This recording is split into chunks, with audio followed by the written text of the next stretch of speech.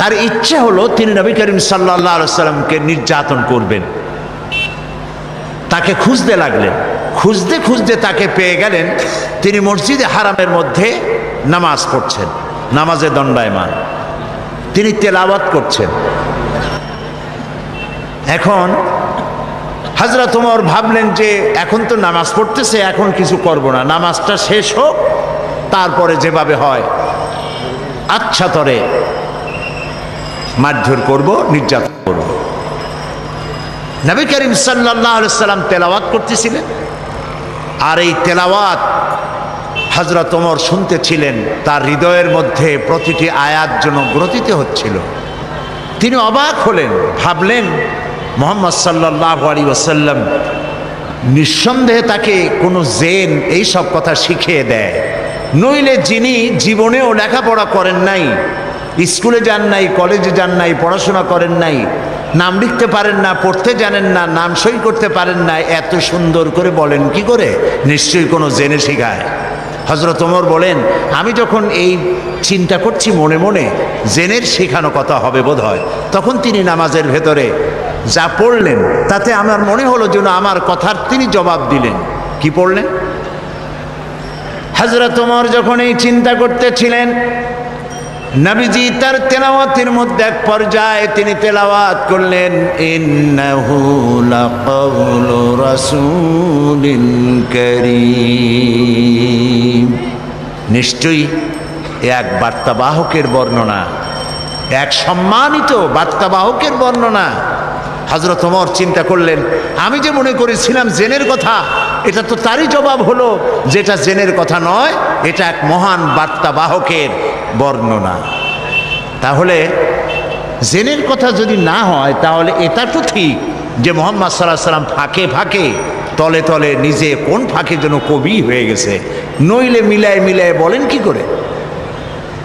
হযরত ওমর বলেন, আমি যখন মনে মনে ভাবলাম নবীজি কবি হয়ে গেছেন, মুহাম্মদ সাল্লাল্লাহু আলাইহি ওয়াসাল্লাম কবি হয়ে গেছেন, তখন তিনি নামাজের ভেতরে যা তেলাওয়াত করলেন আমি বুঝলাম আমার কথার জবাব পেয়ে গেছি। তিনি পড়লেন, ওয়ামা হুয়া বিকাউলি শাইরিন কালিলাম মা তুমিনুন। না না না, এটা কোনো কবির কথা নয়, তোমরা খুব কমই বিশ্বাস স্থাপন করে থাকো। হযরত ওমর মনে মনে ভাবলেন, মনে করেছিলাম কবি, কিন্তু কবি না, গণক, তা না হলে আমার মনের কথা বুঝলো কেমনে? হযরত ওমর যখন মনে মনে ভাবলেন মুহাম্মদ সাল্লাল্লাহু আলাইহি ওয়াসাল্লাম শুধু কবি নন, গণক হয়ে গেছেন, তিনি বলেন, এই চিন্তার সঙ্গে সঙ্গে তিনি পড়লেন, ওয়ালা বিকাউলি কাহিনিন কালিলাম মা তাযাক্কারুন। না না না, এটা কোনো গণকের কথা নয়, তোমরা খুব কমই উপদেশ গ্রহণ করে থাকো। হযরত ওমর বজ্রাহতের মতো হয়ে গেলেন। কি আশ্চর্য কথা! যা চিন্তা করি তার জবাব আসে নামাজের মধ্যে দিয়ে, কি সাংঘাতিক! এটা জেনের কথা নয়, এটা কবির কথা নয়, এটা গণকের কথা নয়, তবে এটা কি? হযরত ওমর বলেন, আমি যখন মনে মনে ভাবলাম তবে এটা কি, অমনি জবাব এলো, তিনি নামাজের ভিতরে পড়লেন, তানজিলাম মির রাব্বিল আলামিন।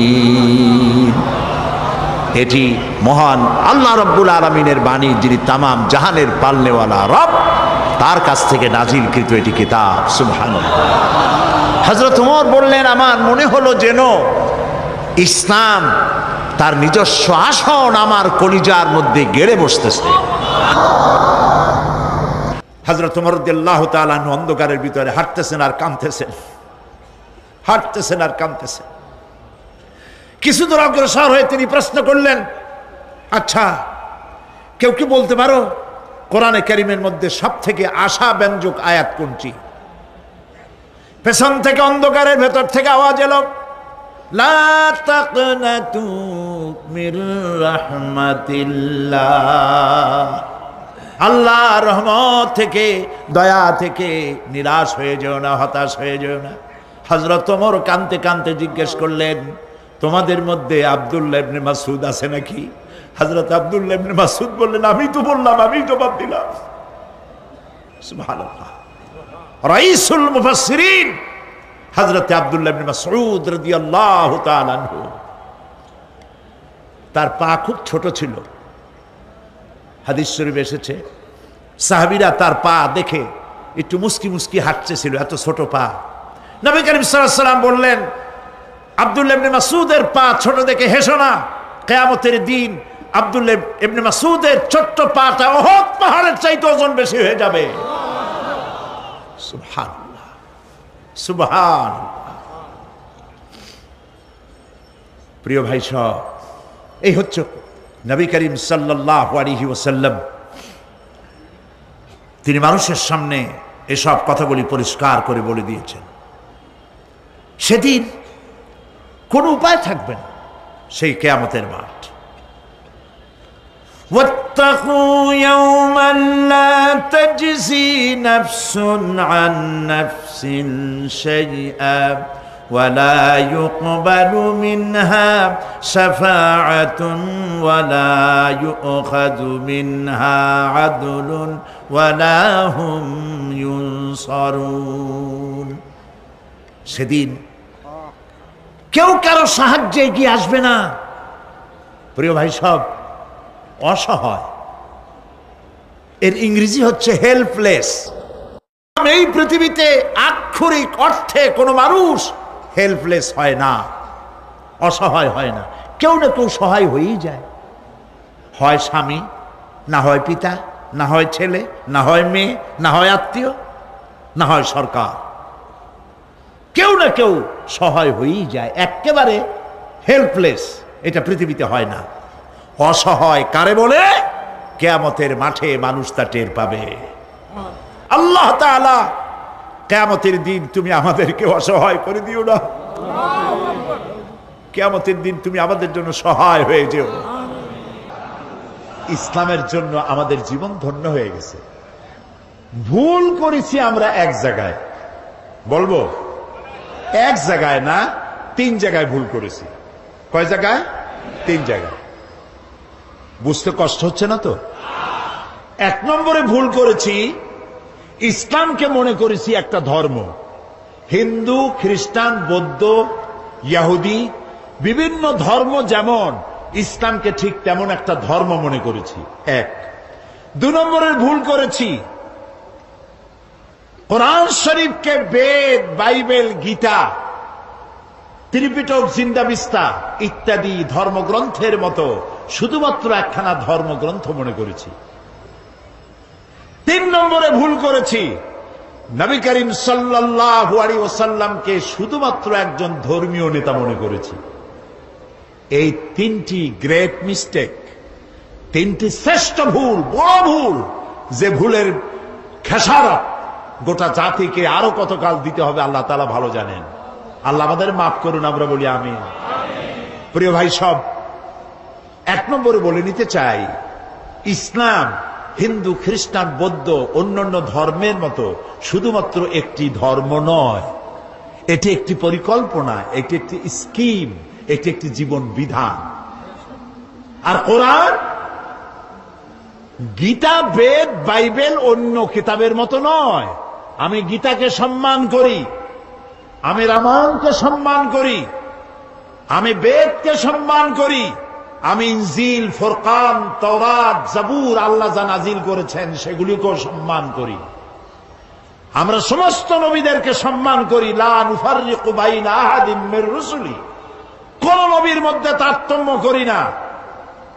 আমরা ঈসা আলাইহিস সালামকে সম্মান করি, সুবহানাল্লাহ। ঈসা আলাইহিস সালামের মাকে সম্মান করি। কিন্তু তোমরা সম্মান করতে জানলা না। নিজের সম্মান না থাকলে অন্যকে সম্মান করা যায় না। রাসূলুল্লাহর মাথায় বোমার মতো পাগড়ি পরাইয়া আর অর্ধনগ্ন নারী 2 পাশে বসাইয়া আমার নবীকে বেইজ্জত করতে পারো নাই, বিশ্বের 600 কোটি মানুষকে বেইজ্জত করেছো।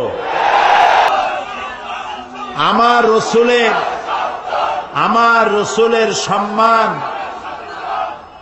রসুলের সম্মান কচু পাতার পানি নয়, কলা পাতার পানি নয়। আমার রসুলের সম্মান হিমালয়ের পাহাড় সমান না। আমার রসুলের মর্যাদা আকাশ সমান না। আমার রসুলের মর্যাদা আল্লাহর আরশের সমান। আল্লাহর আরশ পর্যন্ত, আল্লাহর আরশে এই পৃথিবীর কোন মানুষকে আল্লাহ তাআলা দাওয়াত দেন নাই, আমার রসুলকে দাওয়াত দিয়েছে। কাজী তাকে অমর্যাদা তোমরা করতে পারবে না, নিজেদেরকে অমর্যাদা করেছো। এ বিষয়ে আমি পরে কথা বলবো ইনশাআল্লাহ। এখন যেটা বলতে চাই, ইসলাম এটি একটি পূর্ণাঙ্গ জীবন ব্যবস্থা। আমি আগেই বলেছি, এটি শুধু নামাজ রোজা হজ যাকাত নয়, এটি একটি জীবন ব্যবস্থা। ইসলাম তো মুহাম্মদ রাসূলুল্লাহ সাল্লাল্লাহু আলাইহি ওয়াসাল্লামেরও নয়। ইসলাম হচ্ছে কার? চিল্লায় বলেন। সুতরাং কোন মানুষের নামের সাথে ইসলাম বলা বেয়াদবি। ইসলাম আল্লাহ দিয়েছেন।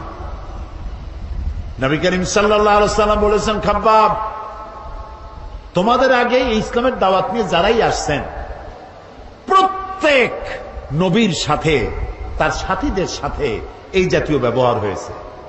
তোমরা জানো না, যারা এই দিনের দাওয়াত দিয়েছে তাদেরকে ধরা হতো, ফায়ুহফারু লাহু ফিল আরদ, তাদের জন্য জমিনে গর্ত খনন করা হতো, ফায়ুজআলু ফিহা, এরপরে সেই গর্তের মধ্যে তাকে কোমর পর্যন্ত দাবায় দেওয়া হতো, সুম্মা ইউতা বিল মানশার, এরপরে করাত আনা হতো, ফায়ুদাউ আলা রাসিহি, এরপরে সেই করাত তার মাথার উপরে রাখা হতো, ফায়ুজআলু নিসফাইন, এরপরে করাত দিয়া চিরে জীবিত মানুষটিকে দ্বিখণ্ডিত করে ফেলে দেওয়া হতো।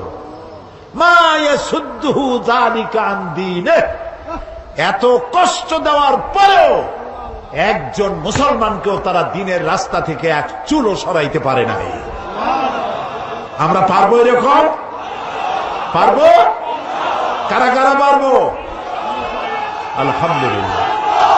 হাত নামা, হাত নামা, হাত নামা।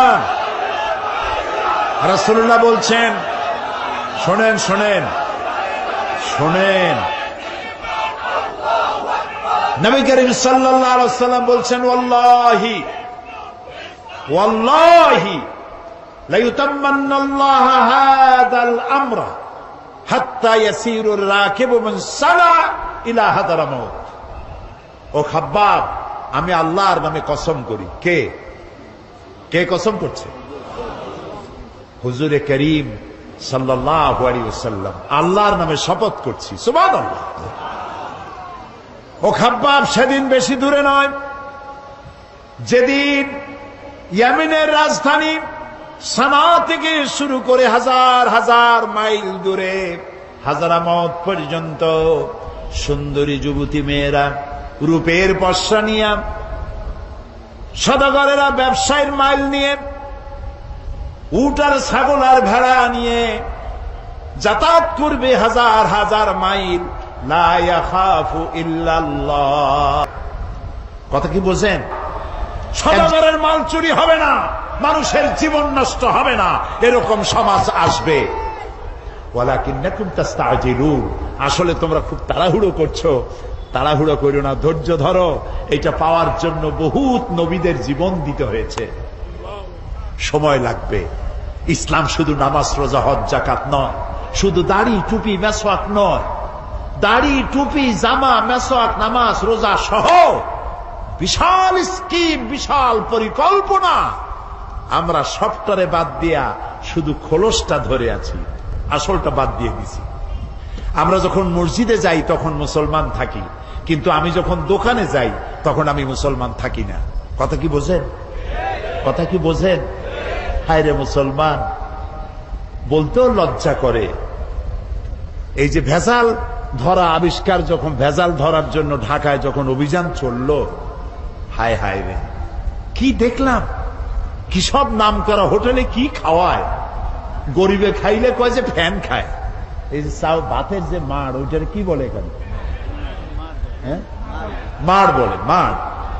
আমাদের পিরোজপুর বরিশালে কয় ফ্যান, গরিবে যদি খায় ফ্যান, ওই ফ্যানটাকে বড় বড় হোটেলে এইরকম সুন্দর কাপের মধ্যে দিয়ে একটু মশলা ছিটাইয়া, এইটার দাম 150 টাকা। এটা হলো রাইস স্যুপ। গরিবে খাইলে মার খাইছে, ফ্যান খাইছে। রসগোল্লা, বিরাট বিরাট নাম করা মিষ্টির দোকান, নাম বলবো না, রসগোল্লা বানায়। রসগোল্লা বানাতে গেলে ছানা লাগবে, যত ছানা লাগবে তত দুধ লাগবে। এখন এত দুধ, পয়সা খরচ হয় বেশি, আমার লাভ করা লাগবে বেশি। সেই জন্য দুধের ভিতরে টয়লেট পেপার ছেড়ে দিয়া, জাল দিয়া তাড়াতাড়ি ছানা বানায় ফেলা হয়। ইন্না লিল্লাহি ওয়া ইন্না ইলাইহি রাজিউন। সানাসার গুলা, পচা বিস্কিট, পচা ময়দা, নুডলস, সব পচা ময়দা। এগুলির মধ্যে ট্রেনের পোড়া মোবিল দিয়া ভাজি করে সুন্দর করে মুখে মজা লাগাইয়া খাওয়াই দিল। বিজ্ঞানীরা, বাংলাদেশের বিজ্ঞানীরা বলেছেন, এই সব খাদ্য গর্ভবতী নারীরা যদি খায়, বাংলাদেশ মেধাশূন্য হয়ে যাবে। চিন্তাশীল, মেধাশক্তি সম্পন্ন, ব্রেন শক্তি সম্পন্ন, দেশ চালাবার যোগ্যতা সম্পন্ন আলেম, রাজনীতিবিদ, অর্থনীতিবিদ পয়দা হবে না, দেশ শেষ হয়ে যাবে। অথচ রাসূলুল্লাহ বলেছেন, যে ব্যক্তি খাদ্যদ্রব্যে ভেজাল দেয় সে আমার উম্মত নয়, সে আমার দলভুক্ত নয়। তা আমি নামাজ পড়ার সময় মুসলমান, দাড়ি রাখার সময় মুসলমান, টুপি মাথায় দেওয়ার সময় মুসলমান, কিন্তু আমি যখন জমিন চাষ করি তখন লাঙ্গলের মাথা খারাপ হয় না গরুর মাথা খারাপ হয় আল্লাহই জানে, জমিনের আইল ঠেলিয়া একেবারে পুলসিরাত বানায় দেয়। অবশ্য চিটাগং এইরকম কাম করেন। গরুর গোশতের নাম করিয়া মহিষের গোশত খাওয়ায়, খাসির গোশতের নাম করিয়া পাতি শ্রীগলের গোশত খাওয়ায়। নাউজুবিল্লাহ। প্রিয় ভাই সব, এটার নাম ইসলাম না। অমুসলিমরা মনে করেছিল মুহাম্মদ সাল্লাল্লাহু আলাইহি ওয়াসাল্লাম আমাদের মূর্তি ভাঙতে আসছে। রাসূলুল্লাহ তো মূর্তি ভাঙছেন, কাবা শরীফের মধ্যে অবৈধভাবে মূর্তি উঠাইছিল, সেই জন্য সেগুলো ভাঙছেন। কারো বাড়ি গিয়ে কারো মূর্তি তো ভাঙেন নাই। আছে কোনো হাদিস, কোন দলিল আছে যে কারো বাড়ি গিয়ে মূর্তিগুলো ফালাইতেছে তাদের মূর্তি? যেহেতু আল্লাহর ঘর, এর ভিতরে মূর্তি থাকতে পারবে না, তিনি বের করে ফেলেছেন। আল্লাহ তো কোরআন শরীফে বলেছেন, কারো দেবতাকে গালি দিও না, কারো দেবতাকে গালি দিলে ওরা তোমার আল্লাহরে গালি দিবে। কারো মন্দির ভেঙো না, প্যাগোডা ভেঙো না, গির্জা ভেঙো না, কারো উপাসনালয় ভেঙো না। সুবহানাল্লাহ বলবেন না? ওমর রাদিয়াল্লাহু তাআলা আনহু জেরুজালেম দখল করলেন। জেরুজালেম দখল করার পর নামাজে রক্ত হয়েছে। জেরুজালেমটা দখল হয়েছিল আবু উবাইদা ইবনুল জাররাহ রাদিয়াল্লাহু তাআলা আনহুর হাতে। কিন্তু ওরা বলল, যারা শাসন করে তারা বলল যে আমরা তো পরাজিত হয়েছি, তো তোমাদের হাতে নগরের চাবি দেব না, আমরা সারেন্ডার করব, আমিরুল মুমিনিনকে আনো। তা আমিরুল মুমিনিন গেলেন, সে ঘটনা লম্বা, সেটা আমার বক্তব্য না। যাওয়ার পরে নামাজে রক্ত হয়েছে, উনি এখন নামাজের জায়গা খুঁজতেছেন। এক পাদ্রী এসে বললেন যে, আমিরুল মুমিনিন আপনি কি খুঁজছেন? তিনি বললেন যে, আমি নামাজ পড়বো, আমার তো নামাজে রক্ত হয়ে গেছে। তিনি বললেন, আমাদের গির্জা ছেড়ে দিলাম, আমাদের গির্জায় গিয়ে আপনি নামাজ পড়ে আসেন। ওমর রাদিয়াল্লাহু তাআলা আনহু বললেন, কখনো আমি তোমার গির্জায় নামাজ পড়বো না। কেন? এই জন্য পড়বো না, আজকে যদি আমি তোমার গির্জায় নামাজ পড়ি, অসম্ভব নয়, কোন একদিন কোন মুসলমান হয়তো দাবি করে বসতে পারে, আমিরুল মুমিনিন যেহেতু নামাজ পড়েছেন গির্জায়, এটা গির্জা না, এটা আমাদের মসজিদ, আমি চাই না তোমাদের গির্জা মসজিদ হয়ে যা। সুবহানাল্লাহ। ইসলাম কি আর আমি বুঝি কি, আর আমি যাচ্ছি কোথায়? ইসলামের চাইতে পরধর্ম সহিষ্ণু জাত আকাশের নিচেও নাই, জমিনের উপরেও নাই। সুবহানাল্লাহ বিহামদিহি। প্রিয় ভাই সব, সুতরাং নবী করিম সাল্লাল্লাহু আলাইহি ওয়াসাল্লাম এই সুন্দর ইসলাম দিলেন। কাফেররা মনে করছিল প্রথমে যে আমাদের বুঝি ধ্বংস করতে আসছেন। যখন তারা দেখল নবীজির শাসনে ইসলাম রাষ্ট্রীয় ফর্মুলায় আসার পর বৃদ্ধরা ভাতা পায়, বয়স্করা ভাতা পায়, বেকারেরা ভাতা পায়, খাবারের অভাব কারো নাই, সকলের ঘরে দুয়ারে দুয়ারে খাবার, নিরাপত্তার প্রশ্নে মানুষ আর দরজা খুলে ঘুমায়, চোরের ভয় নাই, ডাকাতির ভয় নাই। যারা চোর ছিল, ডাকাত ছিল, তারা মানুষের সম্পদের পাহারাদার হয়ে গিয়েছে। নবীজির মদিনার শেষ জীবনে শেষ সূরা যেটা নাজিল হলো, আল্লাহ তাআলা বলছেন ইযা জাআ নাসরুল্লাহি ওয়াল ফাতহ আরাইতান নাসা ইয়াদখুলুনা ফি দীনিল্লাহি আফওয়াজা ফাসাব্বিহ বিহামদি রাব্বিকা ওয়াস্তাগফির ইন্নাহু কানা তাওয়াবা। যখন আল্লাহর মদদ আসবে, বিজয় আসবে, দেখতে পাবেন দলে দলে লোক ইসলামে প্রবেশ করছে। নবী করিম সাল্লাল্লাহু আলাইহি সাল্লামের ইন্তেকালের আগে দেখা গেল আশেপাশে আর কাফের নাই, সব ইসলামের ছায়াতলে চলে এসেছে, ঘোষণা করেছে লা ইলাহা ইল্লাল্লাহু মুহাম্মাদুর রাসূলুল্লাহ। সুবহানাল্লাহ, সুবহানাল্লাহ।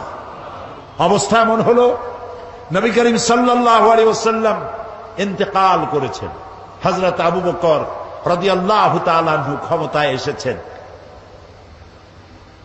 চিফ জাস্টিস বানাইছেন ওমর রাদিয়াল্লাহু তাআলা আনহুকে বিচারপতি। ঐতিহাসিকরা লিখছেন ফামাকাসা আমান কামিলান ফালাম ইয়াখতাসিম ইলাইহি ইসনান। একটা বছর পার হয়ে গেল, হযরত ওমরের আদালতে একটা মামলা আসে নাই, একটা মামলা নাই। সুবহানাল্লাহ কইতে ইচ্ছা করেন? যাই দেখুন তো চট্টগ্রাম আদালতে কত হাজার মামলা পড়ে আছে, সারা বছরে একটা মামলা নাই। হযরত ওমর গিয়া বললেন মা হাজাতা বি ইনদা কওমে মুমিনিনা ইয়া খলিফাতা রাসূলিল্লাহি সাল্লাল্লাহু আলাইহি ওয়াসাল্লাম। হে আল্লাহর রাসূলের খলিফা, এই জাতির জন্য বিচারপতির দরকার কি? আমি এই চাকরিতে আর থাকতে চাই না।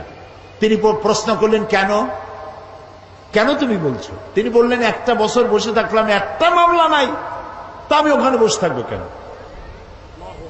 সিদ্দিকে আকবর রাদিয়াল্লাহু তাআলা আনহু প্রশ্ন করলেন ওমর, এই যে মামলা হইল না, এর কারণটা কি? তুমি কোনো চিন্তা করছো? বলেন হ্যাঁ, চিন্তা করেছি। আমি চিন্তা করে দেখলাম, হে খলিফা, আপনি আমাকে এমন একটা জাতির জন্য আমাকে বিচারপতি বানিয়েছেন যে জাতির দিন হচ্ছে দিন হুমুন নাসিহা, এ জাতির দিন হচ্ছে ভালোবাসা আর ভালোবাসা। সুবহানাল্লাহ বলবেন না? সবাই সবাইকে ভালোবাসে, কারো সাথে কারো ঝগড়া নাই, বিবাদ নাই। সুবহানাল্লাহ। প্রিয় ভাই সব, কোরআন নাজিল হতে থাকলো, নবী করিম সাল্লাল্লাহু আলাইহি সাল্লাম মুখস্থ করতে লাগলেন, আর আল্লাহ তাআলা দুনিয়ার মানুষকে শুনিয়ে দিলেন এই যে কোরআন, এই সবটা আল্লাহর বাণী। জোরে সোরে একবার বলেন তো, এটা কার বাণী? মানুষের যেন কোনো সন্দেহ না থাকে, এই জন্য রব্বুল আলামিন বলছেন ওয়া মা ইয়ানতিকু আনিল হাওয়া ইন হুয়া ইল্লা ওয়াহিয়ুন ইউহা। আমার নবী কোরআনের ব্যাপারে যা বলেন সব আমার নাজিলকৃত কথা, আমার ওহী তিনি বলেন, নিজের থেকে বানায়া তিনি কিছুই বলেন না। দুনিয়ার মানুষকে কোরআন সম্পর্কে রব্বুল আলামিন গ্যারান্টি দিলেন, ওয়ালাউ তাকাওয়ালা আলাইনা বা'দাল আকাওয়িল। আমার নবী যদি নিজের থেকে কোনো একটি কথা বানায়া আমার নামে কোরআনের ভিতরে যদি চালায় দিতেন, আমি আমার নবীর ডান হাতকে চেপে ধরতাম, আর আমার নবীর কণ্ঠ নালীকে আমি আল্লাহ কেটে ফেলে দিতাম। দুনিয়ার মানুষকে কোরআন সম্পর্কে রব্বুল আলামিন গ্যারান্টি দিলেন, ওয়ালাউ তাকাওয়ালা আলাইনা বা'দাল আকাওয়িল। আমার নবী যদি নিজের থেকে কোনো একটি কথা বানায়া আমার নামে কোরআনের ভিতরে যদি চালায় দিতেন, আমি আমার নবীর ডান হাতকে চেপে ধরতাম, আর আমার নবীর কণ্ঠ নালীকে আমি আল্লাহ কেটে ফেলে দিতাম। একটি কথাও তিনি নিজের থেকে এর মধ্যে ঢুকান নাই। এর মধ্যে যত কথা সব কথাগুলি কার? সবাই বলুন আল্লাহ তাআলার বাণী দিয়ে ভরা। আল্লাহ তাআলা বলছেন এর উপর থেকে, এর নিচের থেকে, এর ডান দিক থেকে, এর বাম দিক থেকে শয়তানের বাতিলের প্রবেশের কোনো অধিকার নাই। এটিকে হেফাজত করেছেন স্বয়ং আল্লাহ রাব্বুল আলামিন। কে হেফাজত করেছেন? আল্লাহ তাআলা নিজেই। এই জন্য কোরআন আল্লাহ নাজিল করেছেন। এই নাজিল করার জন্য একজন বিশ্বস্ত ফেরেশতাকে ব্যবহার করেছেন। সব ফেরেশতাই আল্লাহর কাছে বিশ্বস্ত। যেহেতু ফেরেশতাদের এই মাজাল নাই, তাদের এই ক্ষমতাই নাই যে আল্লাহর হুকুমের বাইরে কোনো কাজ তারা করতে পারে। তাদের দায়িত্বই হচ্ছে আল্লাহর হুকুম মেনে নিজেদেরকে পরিচালিত করা। এর বাইরে কিচ্ছু করার কোনো গুঞ্জাইশ তাদের নাই। কিন্তু এই ফেরেশতাদের মধ্য থেকে একজন ফেরেশতাকে আল্লাহ বেছে নিলেন, যাকে আল্লাহ তাআলা বললেন শাদীদুল কুওয়া, যাকে বললেন রূহুল আমিন। আমরা তাকে কি নামে চিনি? মাশাআল্লাহ, আপনারা সবাই জানেন তার নাম হযরতে জিবরাইল আলাইহিস সালাম। তিনি হলেন আল্লাহ তাআলার জেনুইন, অথেন্টিক, স্পেশাল মেসেঞ্জার। সমস্ত নবীর কাছে এই ওহী পাঠাবার জন্য আল্লাহ তাকে ব্যবহার করেছেন। এই কোরআন সবটা হলো ওহী। এই কোরআনের মধ্যে সবটা কি? ওহী। এখন ওহী কি জিনিস সেটা আমাদেরকে বুঝতে হবে। ওহী শব্দের অর্থ হলো ইশারা করা, কোনো জিনিসের ভাব উদ্রেক করে দেওয়া, মনের মধ্যে কোনো ভাবের উদ্রেক করে দেওয়া, ইশারা করে দেওয়া। এখন এই ওহী কয়েক প্রকার হয়ে থাকে। এই ওহীর কথা কোরআন শরীফে বলা হয়েছে মৌমাছির কাছেও আল্লাহ ওহী করেছেন, আবার মুসা আলাইহিস সালামের মায়ের কাছেও ওহী করেছেন।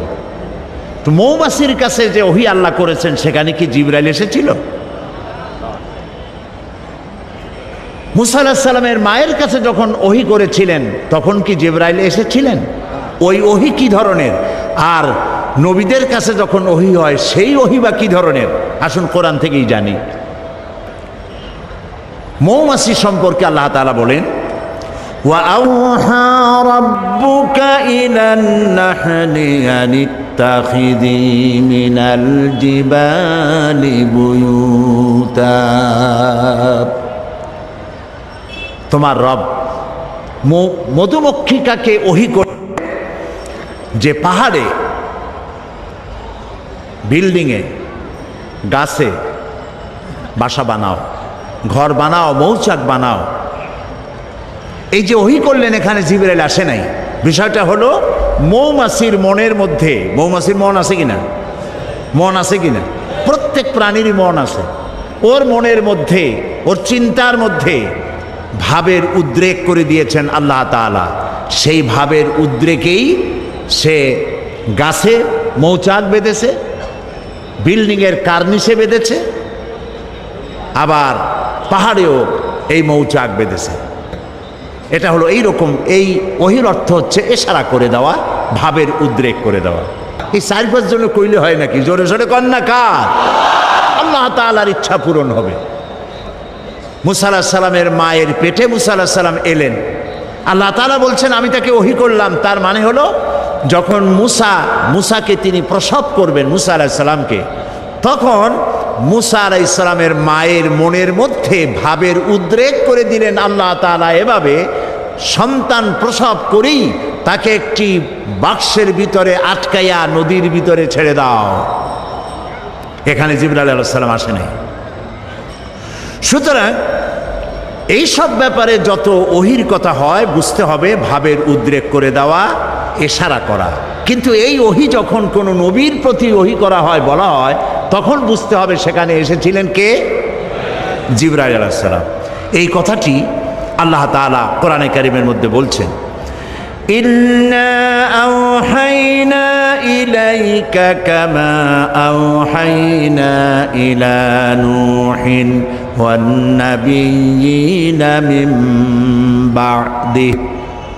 নিশ্চয়ই আমি আপনার প্রতি ওহী নাজিল করেছি, এবং এই ওহী শুধু আপনাকে দিয়ে শুরু করি নাই, এই ওহী নাজিল করেছি আপনার প্রতি, যেমন করে নাজিল করেছিলাম নূহ আলাইহিস সালামের প্রতি এবং তার পরবর্তী সমস্ত নবীদের উপরে। ওয়া আওহাইনা ইলা ইব্রাহিমা ওয়া ইসমাঈলা ওয়া ইসহাকা ওয়া ইয়াকুবা ওয়াল আসবাত, এবং এইভাবে করে ইব্রাহিম, ইসমাইল, ইসহাক, ইয়াকুব আলাইহিমুস সালাম এবং তার আওলাদদের প্রতি যত নবী হয়েছে প্রত্যেক নবীর কাছে আমি ওহী পাঠাইছি জিবরাইলের মাধ্যমে। আচ্ছা, জিবরাইলকে না দিয়া আল্লাহ তাআলা নিজে বললে অসুবিধা কি হইতো? প্রশ্ন উঠতে পারে। সে প্রশ্নের জবাব আল্লাহ দিচ্ছেন।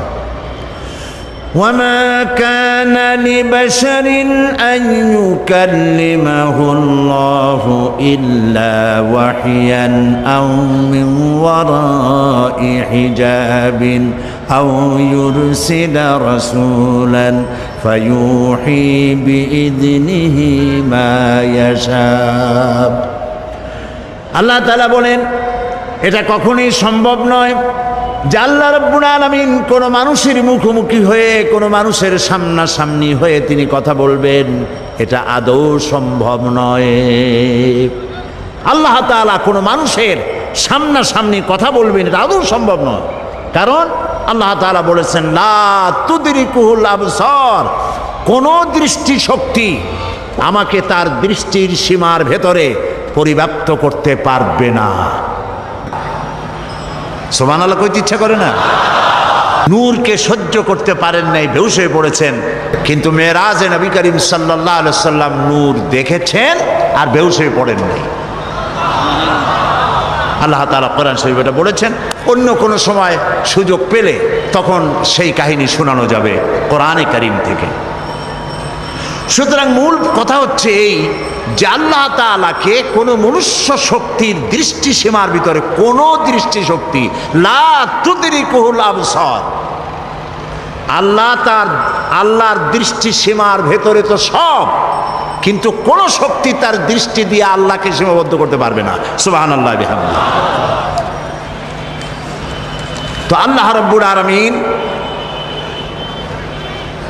মানুষের সঙ্গে যেহেতু তিনি কথা সরাসরি বলবেন না, কথা বলতে গেলে তিনি মিওয়ারায়ে হিজাব, পর্দার আড়াল থেকে বলেন, নতুবা তিনি জিবরাইলের মাধ্যমে, ফেরেশতার মাধ্যমে কথা বলেন। কোরআনে কারীম আল্লাহ তাআলা নাজিল করলেন জিবরাইলের মাধ্যমে। এর সূরা নাস থেকে শুরু করে, সূরা ফাতিহা থেকে, বিসমিল্লাহ থেকে শুরু করে সূরা নাস পর্যন্ত সম্পূর্ণ কোরআন বহন করে নিয়ে এসেছেন কে বলুন তো? জিবরাইল আলাইহিস সালাম। এই কিতাবের বিশুদ্ধতা সম্পর্কে কোনো কথা উঠতে পারে পাঠকের মনে। দেখুন, পৃথিবীতে যত লেখকরা বই লেখেন, প্রত্যেক লেখক শুরুতেই তার দুর্বলতা স্বীকার করেন। আপনারা কি কথা শুনতেছেন? সেই সাথে বুঝতেছেন? আলহামদুলিল্লাহ বলেন। প্রত্যেক অথার, রাইটার, মুসান্নিফ, লেখক বই লিখতে গিয়ে শুরুতেই বলেন, এই লেখার মধ্যে আমার ভুল ত্রুটি হতে পারে, তথ্য এবং তত্ত্বগত, অথবা প্রিন্টিং মিস্টেক হতে পারে। কোনো সহৃদয় পাঠক যদি তার চোখে কোনো ভুল ধরা পড়ে আমাকে জানিয়ে দিলে কৃতজ্ঞতার সাথে আগামী সংস্করণে সংশোধন করতে বাধ্য থাকিব। এরকম লেখা থাকে কিনা? না, এইরকম লেখা থাকে, আমি যে একখানা বই লেখছি এর মধ্যে ভুল ধরে কার বাপের মাথায় কয়টা মাথা। আলহামদুলিল্লাহি রাব্বিল আলামিন। সমস্ত প্রশংসা, যাবতীয় প্রশংসা আল্লাহ রাব্বুল আলামিনের, যিনি কিতাব নাজিল করেছেন। সুবহানাল্লাহ। আর এক কথা উল্টান, যেখান থেকে শুরু করবেন ওইখানেই দেখেন বিশুদ্ধতার গ্যারান্টি। যালিকাল কিতাবু লা রাইবা ফি, এটা হচ্ছে সেই কিতাব যে কিতাবের ভিতরে সন্দেহের কোনো অবকাশ নাই, বিন্দুমাত্র সন্দেহ নাই। লা রাইবা ফি, এর মধ্যে কোনো সন্দেহ নাই, ভুল নাই, ত্রুটি নাই, বিচ্যুতি নাই। চ্যালেঞ্জ। আল্লাহ রাব্বুল আলামিন বিশ্ববাসীকে চ্যালেঞ্জ করলেন, আম ইয়াকুলুনা افتراه قل فأتوا بسورة مثله وادعوا من استطعتم من دون الله। এরা কি দাবি করে যে কোরআন আপনার বানানো? যদি এই ধরনের দাবি তারা করে, তাহলে তাদের পক্ষে যদি সম্ভব হয়, তাহলে কোরআনের মতো করে কোরআন তারা বানাক। যদি তারা সত্যবাদী হয়, কোরআনের সূরার মতো করে সূরা তারা বানায় নিয়ে আসুক। মহান আল্লাহ রাব্বুল আলামিন আরো চ্যালেঞ্জ করলেন, قل لئن اجتمعت الإنس والجن أن يأتوا بمثل هذا القرآن لا يأتون بمثله ولو كان بعضهم لبعض ظهيرا قل لئن اجتمعت الإنس والجن। বলুন, গোটা পৃথিবীর সমস্ত মানুষ আর জিন সব যদি একত্রিত হয় এই ব্যাপারে যে কোরআনের মতো একখানা কোরআন বানাবে, লা ইয়াতুনা বিমিসলি, আল্লাহ তাআলা বলছেন কখনো তাদের পক্ষে সম্ভব হবে না কোরআনের মতো একখানা কোরআন বানাইতে। ওয়ালাউ কানা বা'দুহুম লিবাদিন যাহিরা, যদি তারা পরস্পরকে সাহায্য সহযোগিতা জেনেরা যদি মানুষেরা যদি জেনেরা করে, কিয়ামত পর্যন্ত যদি প্রচেষ্টা চালায়, কোরআনের মতো একখানা কিতাব বানাইতে পারবে। তাহলে কোরআন শরীফের ছোট্ট একটি সূরার মতো সূরা বানাও। চ্যালেঞ্জের ধরনটা দেখুন। আল্লাহ তাআলা বললেন না যদি পারো সূরা বাকারার মতো একটা সূরা বানাও, সূরা আনআমের মতো, মায়েদার মতো, আরাফের মতো একটা সূরা বানাও না। ফাতু বিসূরাতিন, ক্ষুদ্র কনিষ্ঠ যে সূরাটি আছে কোরআন শরীফের, ওই রকম একটি সূরা পারলে বানাও। এবং আল্লাহবাদে যত সাহায্যকারী আছে তাদের সাহায্য গ্রহণ করো। আজ পর্যন্ত এই চ্যালেঞ্জের মোকাবেলা কেউ করতে বলেন পারে নাই। আল্লাহকে তো মানুষ অস্বীকার করে না, অস্বীকার বলে না যে আল্লাহ নাই, দেয়ার ইজ নো গড বলে না, স্রষ্টা বলতে কেউ নাই বলে না। এরকম পাগল ছাগল দুনিয়ায় আছে যারা বলে স্রষ্টা বলতে কেউ নাই বলে, কিন্তু এ কথা কেউ বলে না যে কোরআন শরীফ এটা মানুষের বানানো, এটা বলে না কেউ। আপনারা শুনছেন নাকি কেউ বলেছে কোরআন মানুষের বানানো? বলে না। কেন বলে না? কারণ হলো এরা জাতে মাতাল হলেও তালে ঠিক আছে। ওদের চিন্তা যে যদি বলি এটা মানুষের বানানো, তাহলে যারা শুনবে তারা এসে পাড়ায় ধরবে, বলবে বেটা তুইও তো মানুষ, পারলে বানা কোরআন শরীফ একটু দেখা। মুসাইলামায়ে কাজ্জাব নবুয়তের দাবি করলো, আর তাকে চেপে ধরলো উম্মতেরা। উম্মত তো কিছু পাইয়েই গেছিল, তাকে চেপে ধরা হলো যে নবী হইলেন তাই এতদিন নবী হয়েছেন, একটা সূরা আমরা পাইলাম না। এটা কেমন কথা? মুহাম্মদ সাল্লাল্লাহু আলাইহি সাল্লামের উপরে এত সূরা আসে, নিয়ে কুলাইতে পারেন আর আপনি একটাও দিতে পারলেন না। সে কয় যে দেখো আমি কেবল না নবী হইলাম, জিবরাইল একটু আসবে তো আসতে দাও। তো ধীরে ধীরে একদিন বলল যে হ্যাঁ আমার কাছে এবার একটা সূরা দিয়ে গেছে, গভীর রাত্রে জিবরাইল আসছিল, সূরাটা দিয়ে গেছে। কি সূরা? কয় যে ভালো সূরা। তো শুনান আমাদেরকে। সবাই আগ্রহ নিয়ে বসে আছে কি একখান সূরা শুনাইবে। তো শুনাইলো ইন্না আ'তাইনাকাল হাক ফাসাল্লি লিরাব্বিকা ওয়াজআক ইন্না শানিয়াকা হুয়াল আবলাহ। উম্মতেরা কয় কি সাংঘাতিক সূরায় পড়লে তো কাইসে মরে যাব। আরে ওর অর্থ কত বেকায়দা, এটা কোনো অর্থ হইল? ইন্না আ'তাইনাকাল হাক, আমি তোমাকে হুতুম পেঁচা দান করছি। নবীও যে কায়দার, পাখিও সেই কায়দার। ফাসাল্লি লিরাব্বিকা ওয়াজআক, অতএব তুমি তোমার রবের উদ্দেশ্যে চিৎকার মারো। ইন্না শানিয়াকা হুয়াল আবলাক, কারণ তোমার শত্রুরা হবে সাদা এবং কালো রঙের। কোরআন কি মুজিজা। এই পৃথিবীতে আল্লাহ রাব্বুল আলামিন যত নবী পাঠিয়েছেন, সমস্ত নবীদের কি উন্নত মানের চরিত্র দিয়েছেন, আর মুজিজা দিয়েছেন, ওহী দিয়েছেন। সব নবীদেরকে কম বেশি মুজিজা দেওয়া হয়েছে। মুজিজা যারা পেলেন মারা যাওয়ার সঙ্গে সঙ্গে মুজিজা শেষ হয়ে গেল, মুজিজার কার্যকরিতা আর রইল না। যেমন মুসা আলাইহিস সালামের মুজিজা ছিল হাতের লাঠি ফেলে দিলে কি হয়ে যেত। মুসা আলাইহিস সালাম ইন্তেকাল করেছেন, লাঠিখানা কবরে নিয়ে যান নাই। উম্মতেরা হাজারো চেষ্টা করে 1 সেকেন্ডের জন্য এক বিগত একটা সাপ বানাইতে পারে নাই। দাউদ আলাইহিস সালামের মুজিজা ছিল তার গলার আওয়াজ, এত সুন্দর আওয়াজ তাকে আল্লাহ রাব্বুল আলামিন দান করেছিলেন। তিনি যখন জাবুর শরীফ তেলাওয়াত করতেন, উড়ন্ত পাখিগুলি ওড়া বন্ধ করে হযরত দাউদের চতুর্দিকে বসে আল্লাহর কালাম শুনত। লোহা ধরে চাপ দিলে পরে পানি হয়ে হাতের কর দিয়া গলে গলে পড়ে যেত।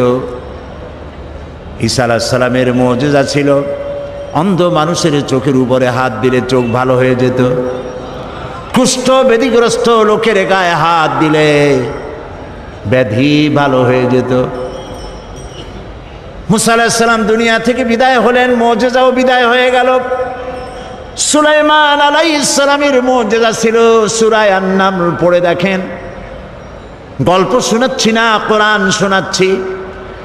হযরতে সুলাইমান সকাল বেলায় সিংহাসনে বসতেন, আল্লাহ বলেন 1 মাসের পথ বিনা ইঞ্জিনে উড়ে যেতেন।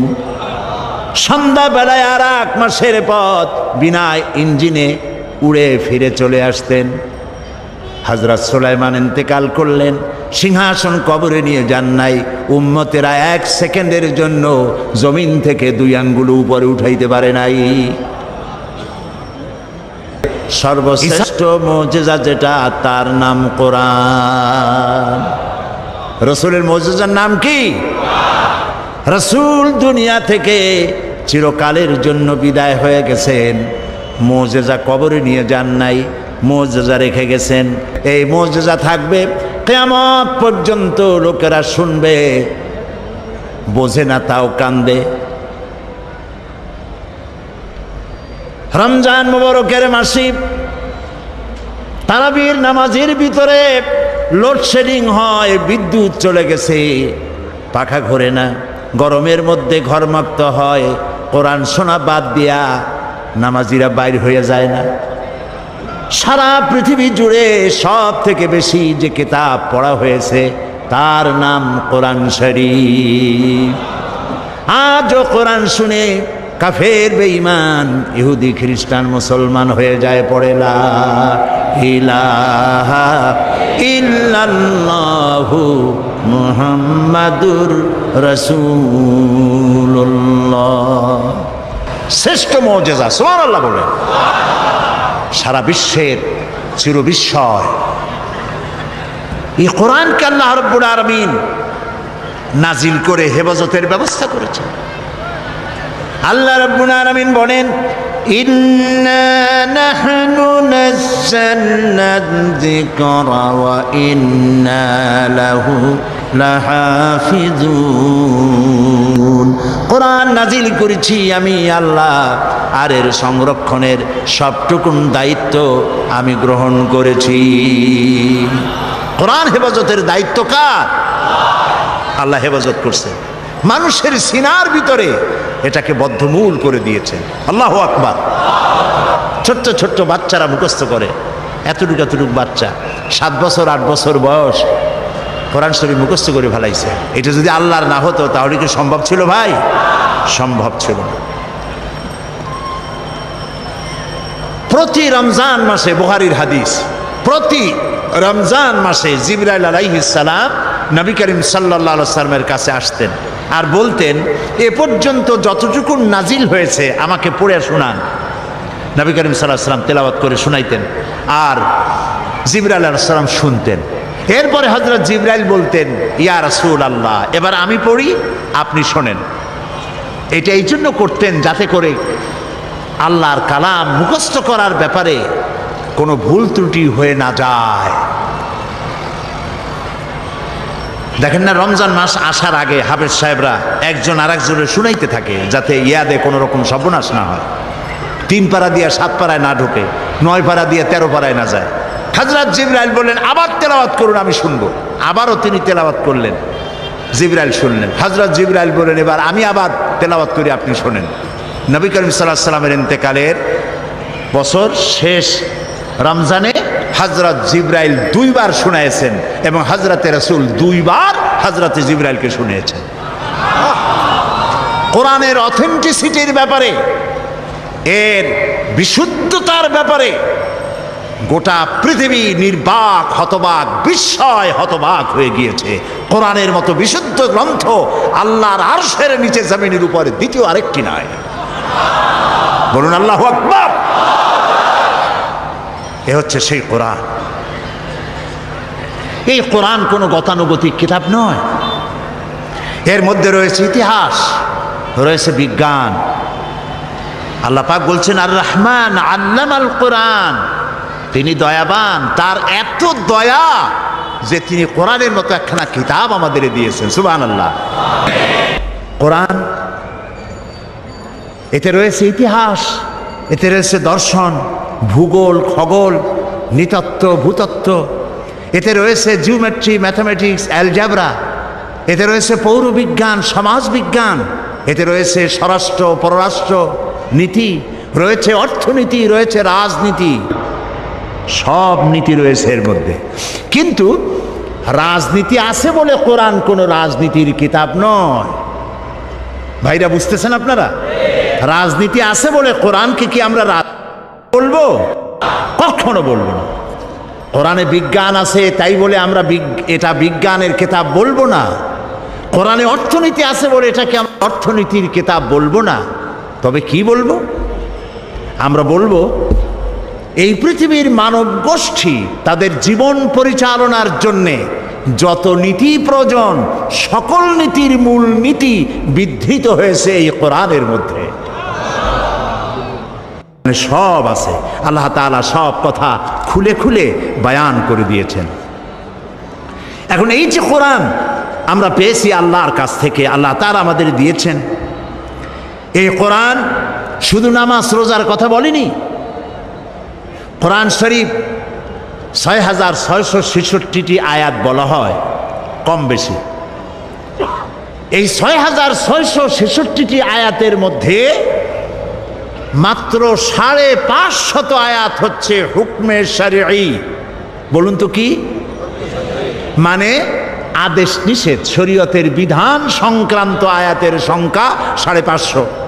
একটু ভাবুন, একটু চিন্তা করেন, মজা পাবেন। তো ৬৫০০ আয়াতের মধ্যে যদি ৫৫০ আয়াত হয় আদেশ আর নিষেধ, বাকি আয়াতগুলি কি তা কি কখনো চিন্তা করার অবকাশ হয়েছে আমাদের? মাথায় কি চিন্তা আসছে? কখনো আসে নাই। কপাল আমাদের এমনি এমনি পড়ে নাই। ইরাকের ভাগ্য এমনি এমনি নষ্ট হয় নাই। Palestine, Kashmir, Chechnya, Bosnia, Somalia, Eritrea, আলজেরিয়ার ভাগ্য এমনি এমনি নষ্ট হয় নাই। নষ্ট হয়েছে আমাদের কারণে। কাদের কারণে? আমাদের কারণে। আমরা কোরআনের কাছের থেকে যখন যাই চোখ বুজে যাই। এই পৃথিবীতে মানুষের, মুসলমানেরা তাদের স্বাধীনতা, সার্বভৌমত্ব, তাদের ইজ্জত, তাদের সম্ভ্রম, তাদের নেতৃত্ব, তাদের কর্তৃত্ব, তাদের প্রভুত্ব পৃথিবীর উপরে প্রতিষ্ঠিত করে দেবে যে কোরআন, সেই কোরআনের ব্যাপারে তারা অন্ধ। সব বোঝে, কোরআন বোঝে না। বিমল মিত্রের কড়ি দিয়া কিনলাম বই, এত বড় বই, আগাগোড়া পড়তে মাথায় যন্ত্রণা হয় না। শরৎচন্দ্র, বঙ্কিম, রবীন্দ্রনাথের রচনাবলী এত বড় বড়, সব পড়ে মাথায় যন্ত্রণা হয় না। কিন্তু কোরআনে কারিমের অনুবাদ সহ পড়তে গেলে মাথায় যন্ত্রণা, পেটে গ্যাস্ট্রিক, চোখের মধ্যে জ্বালা করে, কানের মধ্যে সনসন করে, তাই তকদিরও ঠন ঠন করে। এই তকদিরকে যদি আমরা তকদির খুলতে চাই, ভাগ্য বদলাতে চাই, এই কোরআনের বিকল্প আকাশের নিচে জমিনের উপরে কিচ্ছু নাই। প্রিয় ভাই সব, এই কোরআন এমন এমন ঘটনা বর্ণনা করেছে যা ষষ্ঠ শতাব্দীর দুনিয়া এর কিছুই জানতো না। এ কোরআন অবশ্য কিছু কিছু ঘটনা ইহুদিদের কিতাব এসছে, কিন্তু তা অতিরঞ্জিত, বিকৃত হয়ে এসেছে। আল্লাহ পাক ওহির মাধ্যমে নবী করিম সাল্লাল্লাহু আলাইহি সাল্লামকে ইতিহাস শিখাইছেন, ইতিহাস জানিয়েছেন। আদম আলাইহিস সালাম, নূহ আলাইহিস সালাম, ইব্রাহিম আলাইহিস সালাম, ফিরাউন, নমরুদ ইত্যাদির ইতিহাস, রাসূলকে সঠিক ইতিহাস কে শিখাইছে বলেন? আল্লাহ রাব্বুল আলামিন বলেন, তিলকা মিন আম্বাইল গায়বি নূহিহা ইলাইকা মা কুনতা তা'লামুহা আনতা ওয়ালা কওমুকা মিন ক্বাবলি হাদা।